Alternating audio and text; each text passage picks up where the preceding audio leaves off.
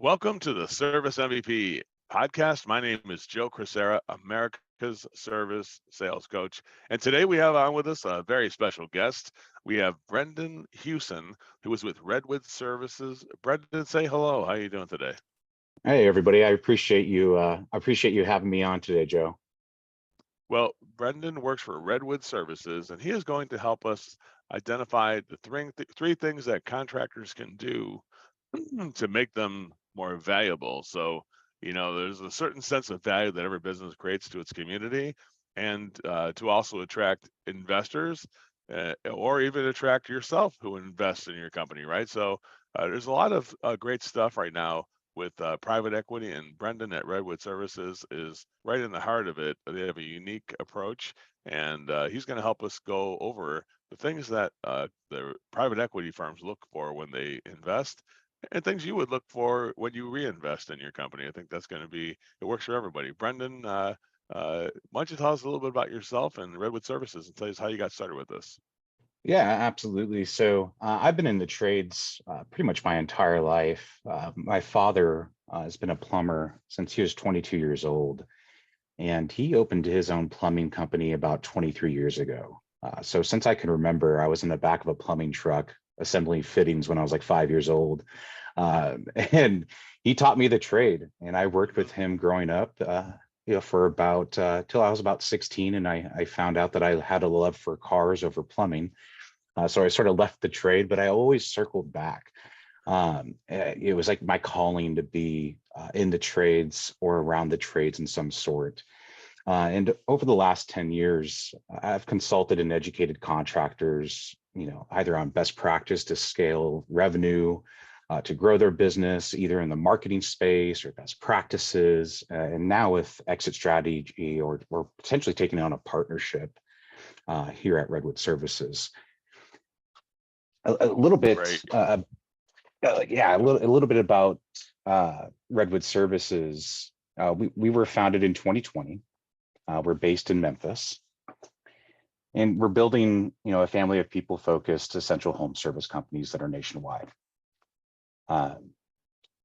We love to invest in the HVAC, plumbing, and electrical trades, primarily in the residential space, and we have currently 10 partners across the U.S. But it struck me when I first met you at True Grit last year, here in we had our event, and you came to the event, and you actually helped sponsor it. Was the you were selective. It wasn't just hey, we just throwing money at people and hoping to buy, compile a big bundle of contractors. You definitely are taking this space in a way that I think a lot of people would want it to be, where you're you have to be selective when you're taking on companies, but the company has to be selective when they're taking on a partner like you too, right? So that's why I'm really glad we're here today to help contractors look at it, to say, we should build this business, whether you want to make it valuable, maybe if you hand it over to your son, maybe make it more valuable to keep it yourself, or make it more valuable to take on a partner to help you grow the business, to use the phrase is to use other people's money to help the capital that they provide to help do some of the things that you would normally be unable to do, and also get the experience and stuff. Is that an important factor, Brendan, that you also help provide some of those? I heard you said you provide some of those best practices and things, kind of seeing where the owner may have a blind spot. Is that a factor that you run into when you're doing this? Oh, absolutely. We work with plenty of different companies that have gotten to a point where, they're extremely profitable. They have a solid brand. They have a phenomenal culture, but they just need help taking it to that extra step. And that's where we can come in and help with the training, best practices, the capital to grow, invest more into their people. For example, we just created a university for Rightway, our partner out of Tucson, to basically train and groom their techs from the ground up. And that's been extremely successful. So you're 100% correct. Well, that's great. Let's go over the three things that you think that businesses you traditionally see as you're looking through these businesses. The three things that you think you would give advice to, I call them small bigs. You make this small change, and it can help create a big result. And sometimes it's really obvious, sometimes it's not so obvious.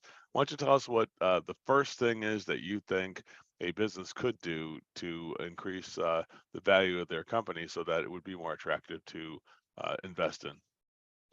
Absolutely. I think one of the first things I look for is a strong brand. What does your reputation look like? What is the reputation of your business throughout the industry and to your customers in the marketplace? Along with your market share. How much of the market do you actually own? Do you own your backyard? Is your brand everywhere we look in that market? Along with the fact, that you're diversified when it comes to your marketing, digitally and traditionally, and have a lot of customer loyalty overall. I think, lastly, what really makes a strong brand is employees who are proud to work for your company. That's the culture part of it. And we've noticed, when you have happy employees that are basically a champion of your brand, those companies tend to be about 20+% more profitable because their employees are invested in what you're doing. So I would say that was the first portion of what we're looking for. There is a strong brand, but there's a lot of other things that follow under that. Yeah, so the brand, but also to make sure that there's a human initiative that everybody, the belief in the brand. In a way, you can see that the employees are believing in the brand when they are strongly helping to push the initiative and the culture forward. Does that make sense? Oh, absolutely. Absolutely. I think when we purchase any business, I think the employees are probably the number one asset that we're purchasing, right? When we get that human power to get people to the next level. What do you think of that, Brendan? Absolutely agree. Yeah, without the employees, being invested into the company and its success, along with an experienced management team in place, the company can't really survive. Now, granted, the owners that created that culture and cultivated that are an important key part of this as well, in that brand. And that's something that we're also looking for is an owner that still has fuel left in the tank, that still wants to run, still wants to grow, but at the same time has a succession plan in place to hand the keys over to whomever they please to do so in the future. Yeah, I mean, it could be a lot of different combinations. Not as simple. It's kind of like a Rubik's cube. It's got like somebody could say, I'm going to give it to my son, but I also would like to have some guidance from somebody else who's got a lot more experience. So my family's going to take over the business and I'm going to retire, but I do want them to be in better hands and have them use your capital as opposed to coming to their dad all the time for my retirement fund to get that part of it, right? So I mean, there's could be a lot of different a lot of ways to slice this to where the family could keep it, and because you guys, I noticed you're not just a takeover business where you're saying, okay, we're taking over the business and we're gonna turn it into the Redwood way. It's like, no. Tell us a little bit more about that, about how Redwood does that, because I was really impressive. I thought that you're truly somebody who allows people to use the capital, but also allows them to use the energy to grow this thing, not Redwood doing all the work and all the heavy lifting. They're still truly a partner on this. Is that correct, Brendan? Yeah, you nailed it. We're not in the business to buy companies or acquire assets. We're here to truly invest into a great partnership because, quite frankly, these people have phenomenal teams and great brands and great cultures, and we want them to keep doing what they're doing. And that's the reason we're interested in doing a partnership with their business in the first place, is because how successful they've been and continue to be. And we just want to add fuel to that fire. And there's so many different ways, like you were just mentioning, a deal structure could be done or whom you can hand it down to. But overall, when we partner with a company, we're not putting our management in place. We're not changing their brand. We're not putting our mission statement on their wall. They're still the company that they've created, and the legacy that they're protecting is going to continue on. And they still run the daily operations. They're just leaning on us for the extra support. So when you're looking at this and you're trying to make the business more valuable, I suppose that it manifests itself. Part of it, the employee part of it is like, what's the employee retention rate like? Do we have people there who have been there for a long time and who are sticking around, or do we cycle through employees all the time. I get that you could probably see the churn rate on employees, and then probably the call count for the brand are we getting, it manifests itself to see that the calls are increasing year over year. It doesn't have to be massive increases, but that we're having traction. Is that, am I on the right track there, Brendan? I'm just taking, I guess I have to take the test from you and see if that's, just my own little quiz. I'm quizzing myself as to how I'm imagining how that manifests itself. Am I on the right track there? You are on the right track. You are. One thing that we're extremely proud of, and we live by this too, is we haven't lost any key managers out of any of the partnerships that we've done over the last couple of years. And that says something about retaining the culture and allowing them to run and grow, and just fueling that fire for their management teams, their employees overall. And with that, with the provided training and best practices, refining strategies for them to grow is going to allow that call count to increase and revenue to increase, and everything else. It's a snowball effect, basically.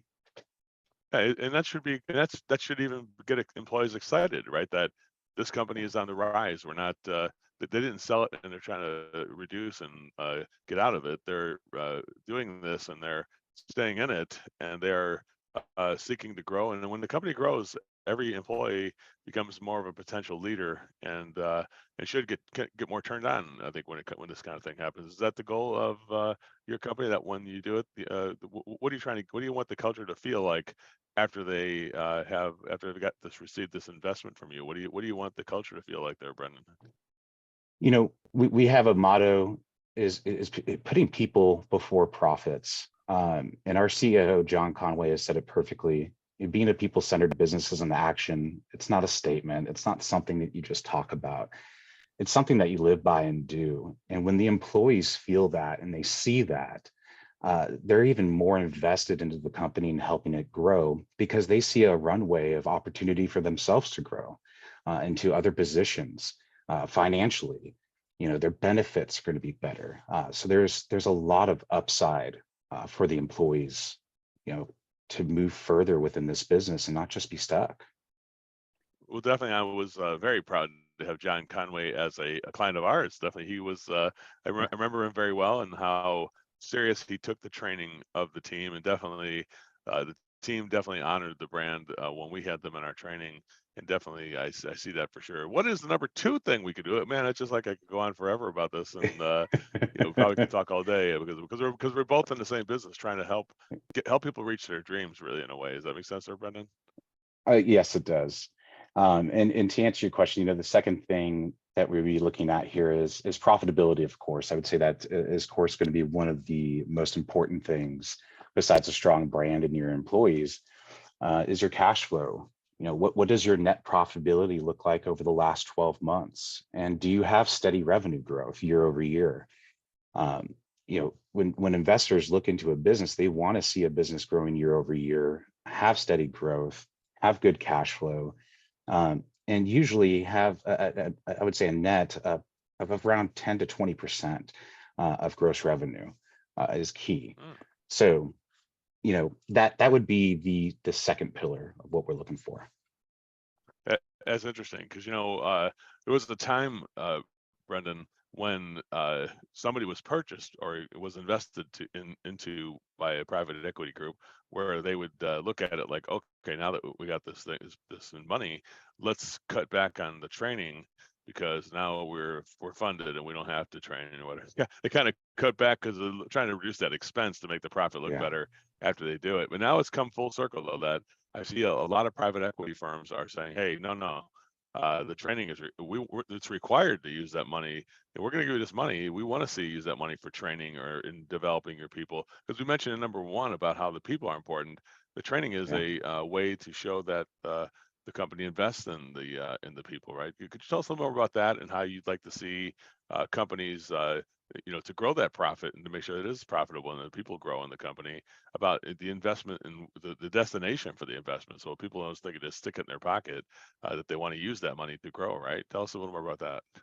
Yeah, of course. When it comes down to training, especially with the Redwood partners, they are a part of Nexstar. They do have John Conway at their fingertips, along with Scott Brinkley and a full partner support team standing behind them.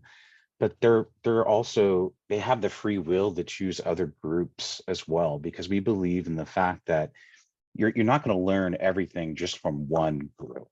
Being diversified with training, learning from different best practice groups or coaches, that all trickles down to all the other partners within the Redwood Services family. And if they can all benefit from it, phenomenal. They're all going to learn.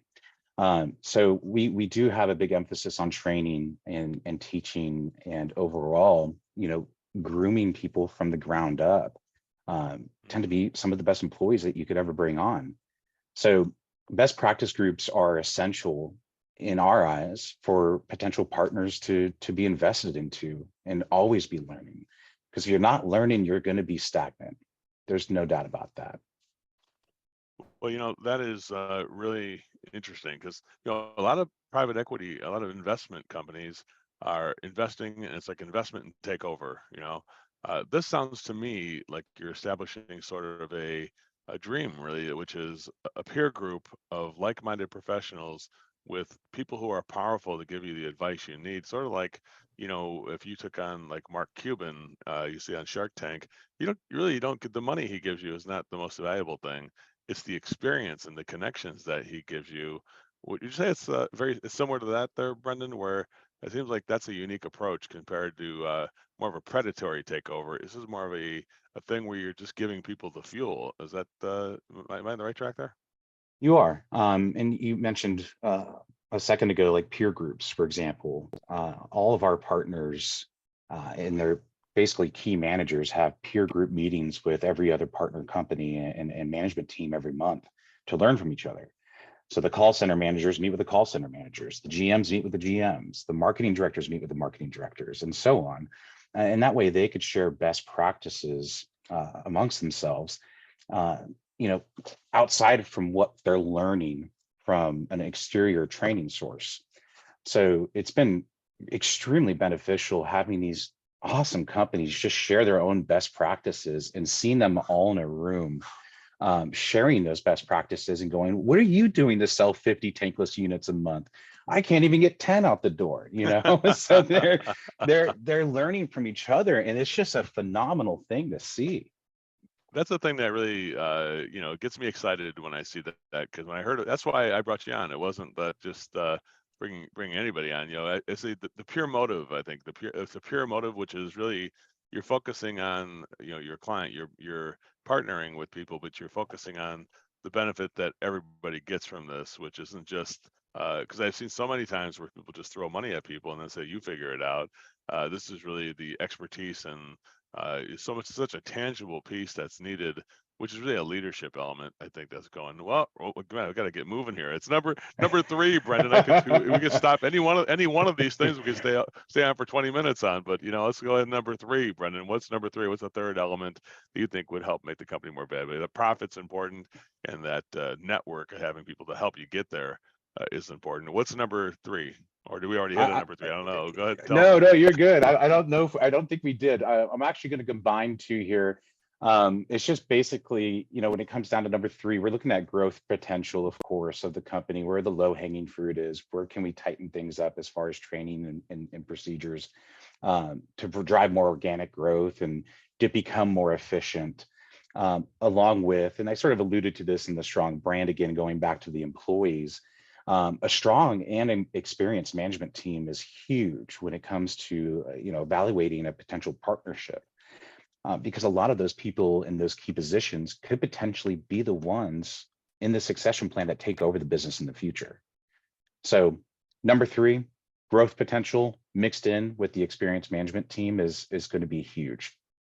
Great. So you have things that they may have, like you can see things like, man, when we give these people this information on this new profit center, I feel the same way. Us, one of the things we do at teaching here is teaching people how to not just do warranties and services, but make that part of the profitable mix. And a lot of people don't even charge for that; they give it away, and we're like, hey guys, you gotta learn how to. This is 37 to 42% profitable revenue, 80% gross profit. You're giving it right now for free. We need to start incorporating it into the pricing. And that's what excites me, because people like that aha moments that they have, like, oh my gosh, the sense of value just immediately washes over people, and including both of us, both me and them. I feel I get turned down when I see that we're able to help a company by establishing a profit center. Is that what the kind of feeling? I mean, Brendan, describe the feeling you get when you see a successful partner being onboarded, and some of those aha moments that they've achieved. Do you go back and ever talk to some of those people and see how they're doing and things like that? Tell me how that goes. Of course, I would say we're a very tight-knit group of people between the partner companies and the partner support team in Memphis at Redwood. We talk daily. You know, we see what's going on. We have the questions coming in. We're helping them left and right. But when it comes down to it, we're watching people's lives change, and it's just not the owners.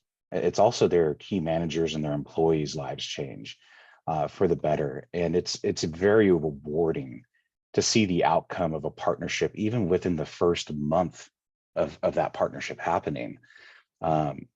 It really fulfills, I guess you could say, what I do for a living. I'm very proud of it. And I couldn't ask for a better team to work with across the partners and across Redwood. That is something, and that although there is a price that people use to invest, and there's a financial obligation to do all that.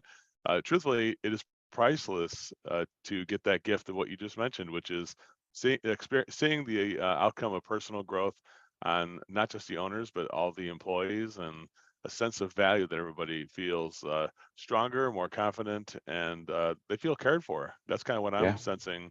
Am I on the right track there with Redwood Services? I gotta say, Joe, you've been on track the entire time. Well, I learned a lot about you. I was like, when I first met you at True Grit, I'm like, man, where'd this guy come from? And I had a blind spot, truthfully, and that's why I thought I would illuminate that blind spot, for the industry. It doesn't mean it's for everybody, but obviously it is for people who are looking for that better structure. I think I've seen that. John Conway, I trust him implicitly. I know that he is pure motive all the way. From the roots of Nexstar, and even taking on having an open mind about our training and things like that, and just doing a lot of different things that anything we can to grow the company, that really makes me good. And Brendan, do you have any final thoughts you want to mention, bring up before we? I always say a good meeting starts on time and a great one ends on time. Well, it's too late because we're a little bit over time, but that's okay. I got plenty. I'm flexible. I have a flexible agenda too. Anything else you want to add to this before we wrap it up? Yeah, if you're out there thinking about taking on a partnership or selling your business, or maybe you haven't even thought of that, I believe everybody should sit down at some point and think of either those two, either selling or some type of succession plan or a partnership, because you do want to have your legacy live on, right? You want your employees to still be employed. And if you're going to do that eventually one day, just know what you want and focus on that, not only for yourself, but also for your employees, and educate yourself on the process so it's more comfortable when you go through it. That would be probably my final thoughts on that. Brendan, how do people get a hold of you and Redwood Service? They want to have a conversation.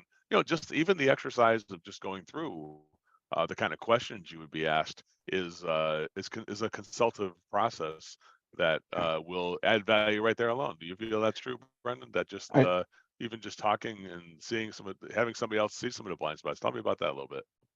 yeah, it is true. We're more than happy to educate and consult anyone on the process, along with educating them on maybe when it is the best time to do it. Maybe you should hold out, maybe you shouldn't.